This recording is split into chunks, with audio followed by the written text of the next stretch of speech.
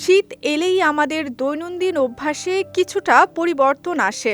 গরম পানীয়ের প্রতি আগ্রহ বাড়ে আর ঠান্ডা পানি অনেকেই এড়িয়ে চলেন। তবে অভ্যাস বা স্বাদের কারণে কেউ কেউ শীতকালেও ঠান্ডা পানি পান করেন। এতে আদৌ কোনো ক্ষতি হয় কিনা এই প্রশ্নটি স্বাভাবিকভাবেই উঠে আসে।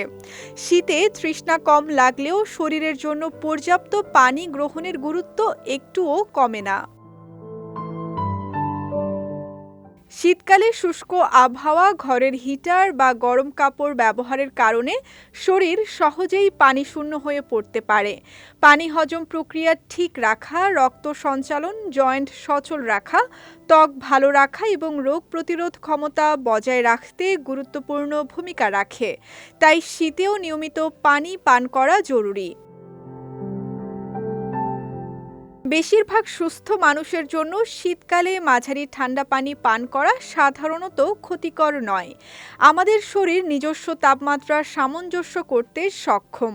তবে খুব ঠান্ডা পানি পান করলে কিছু মানুষের ক্ষেত্রে সাময়িক অস্বস্তি দেখা দিতে পারে, যেমন গলা খুসখুস করা, কাশি, বুকের ভেতর টান বা ঠান্ডা লাগার অনুভূতি হতে পারে, বিশেষ করে যাদের গলা সংবেদনশীল, সর্দি বা সাইনাসের সমস্যা আছে।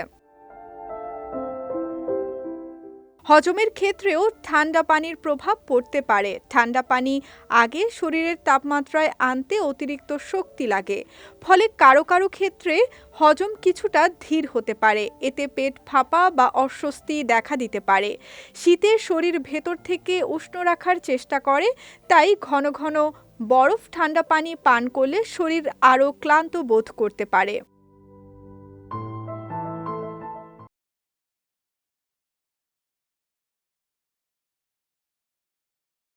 বয়স্ক ব্যক্তি, শ্বাসযন্ত্রের রোগী, বাত বা জয়েন্টে ব্যথায় ভোগা মানুষ এবং যাদের হজম শক্তি দুর্বল, তাদের জন্য ঘরের তাপমাত্রার বা হালকা গরম পানি বেশি উপকারী। সার্বিকভাবে বলা যায়, শীতে পানি পান করা অবশ্যই দরকার, তবে নিজের শরীরের অবস্থা বুঝে পানির তাপমাত্রা নির্বাচন করাই সবচেয়ে নিরাপদ। বিজয় টিভি নিউজ ডেস্ক।